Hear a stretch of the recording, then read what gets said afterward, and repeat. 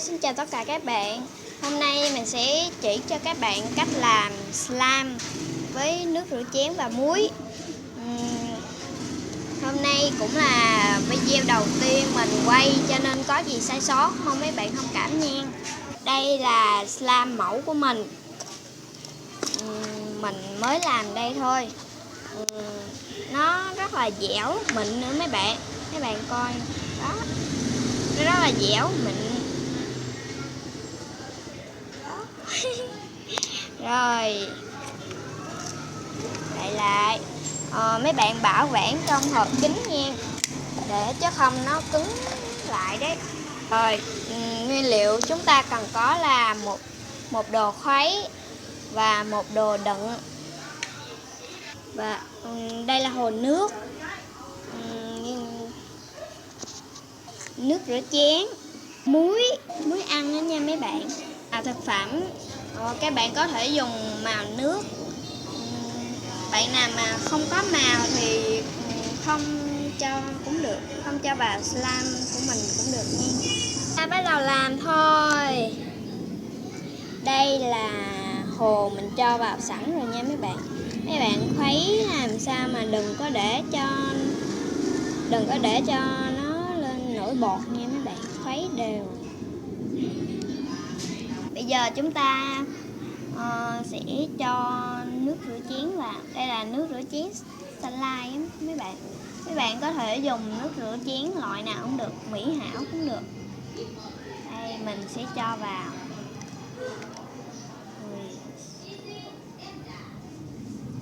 Sao đây khó múc quá.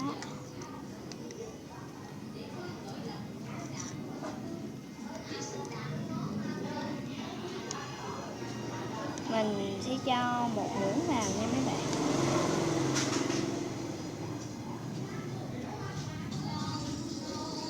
Mình thấy nó hơi ít cho nên mình cho thêm một muỗng nữa nha. Mấy bạn cho nước rửa chén bao nhiêu cũng được.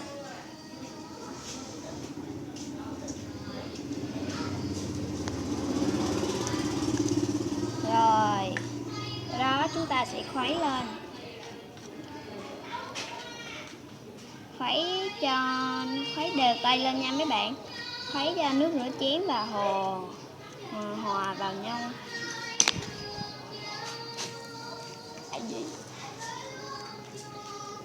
Khuấy đều lên nha mấy bạn. Wow, mình lỡ khuấy nó lên bọt rồi, mấy bạn thông cảm nha.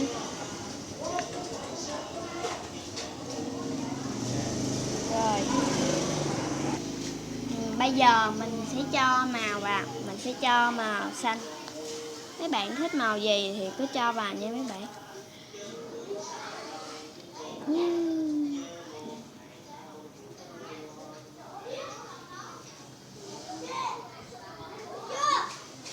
Rồi một giọt thôi, tại vì màu đây nó đậm lắm nha mấy bạn.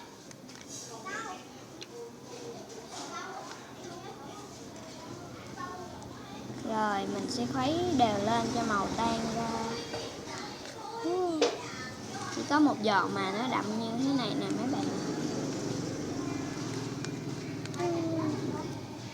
Mình đã quậy đều rồi, cho màu nó hòa vào rồi nha mấy bạn. Mình đã quậy đều màu rồi nè. Bây giờ mình sẽ cho muối vào nha mấy bạn. Lúc đầu thì mấy bạn cho ít thôi, như đây thôi nha mấy bạn.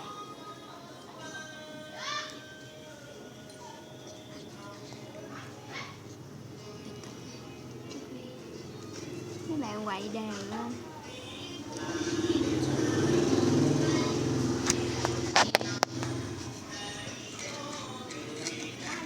Nó hơi ồn nha mấy bạn. Mấy bạn nghe tiếng nhạc cải lương đúng không mấy bạn? Do ngoại của mình hay mở cải lương nghe vậy. Mấy bạn quậy cho muối tan ra nha. Bây giờ mình sẽ cho muối thêm.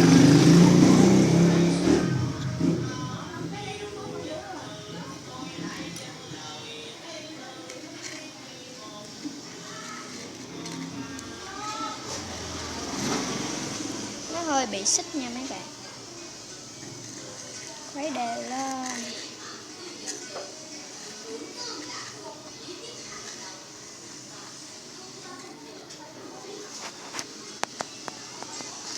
ngoài đây nó hơi tối.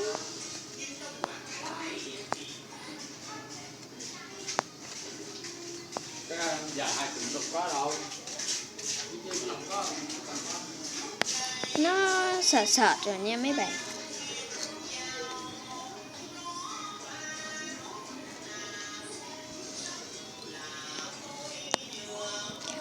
Bây giờ mình sẽ cho thêm muối vào tại vì nó chưa có đông lại.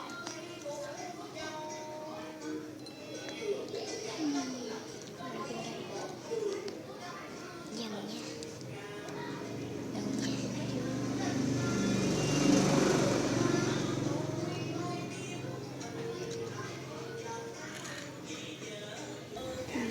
Nó hơi sệt sệt rồi nha mấy bạn.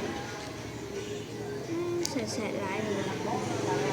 Ở trong máy thì mấy bạn thấy nó màu xanh đậm đậm đúng không các bạn? Mà ở ngoài đây nó màu xanh tươi đẹp lắm.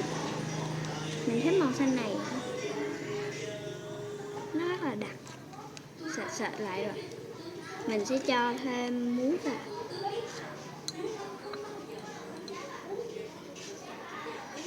Đây.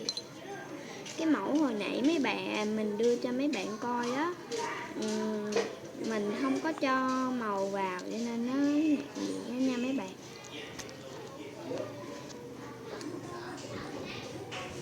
Này, mình cái slime này mình cũng tìm hiểu nhiều trên mấy cái video của mấy bạn kia rồi nên mình làm thử thành công. Bây giờ mình mới làm cho mấy bạn coi. Sệt sệt lại nè. Mình cho thêm muối vào.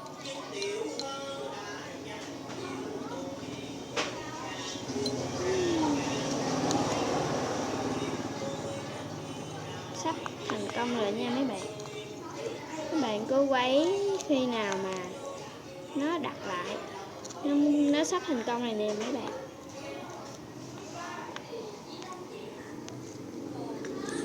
Nhìn đẹp quá.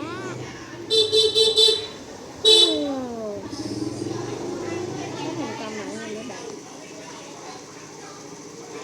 Không dính tay nha mấy bạn. Cái đây là cái bột mà của cái nước rửa chén nha mấy bạn. Có nước nè, vàng rè luôn.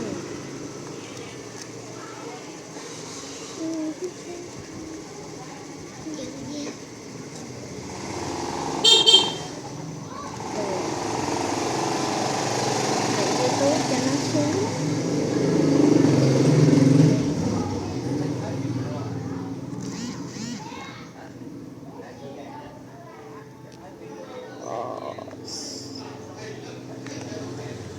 Wow, tuyệt đẹp luôn. Chắc mình cho thêm muối rồi.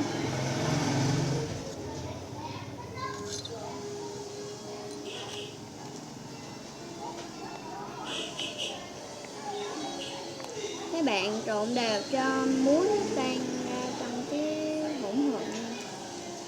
Nó sắp thành công. Bởi vì mới nãy á, chúng mình cho ít ấy cho nên nó Ít ấy hả? ít hồ cho nên nó Không hẳn là ít hồ. Tại vì muối với lại nước rửa chén nó hòa hợp vào nó mới làm ra như thế này. Có hồ vào thì nó sẽ đóng như thế này lại cho nên mình phải còn hồ.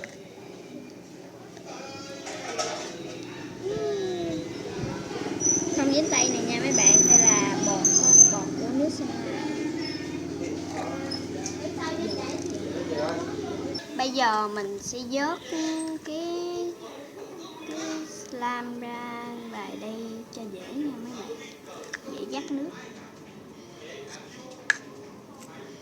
Đây, nó rất là dẻo luôn. Màu đẹp nữa mấy bạn. Các bạn dắt nước ra cho mình luôn.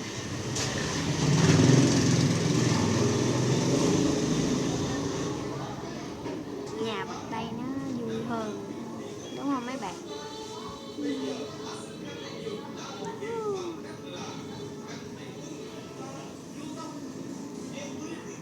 Rất là dẻo mịn nữa mấy bạn.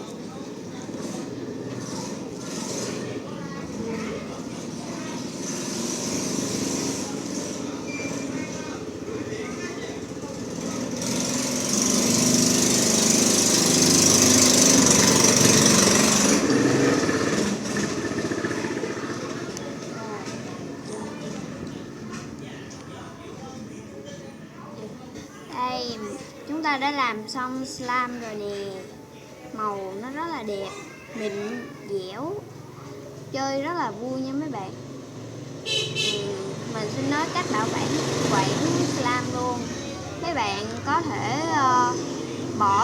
bỏ slime vào hộp kính, nếu không nó sẽ khô lại và cứng nha mấy bạn. Video của mình đến đây là kết thúc. Mình xin chúc mấy bạn làm thành công nha.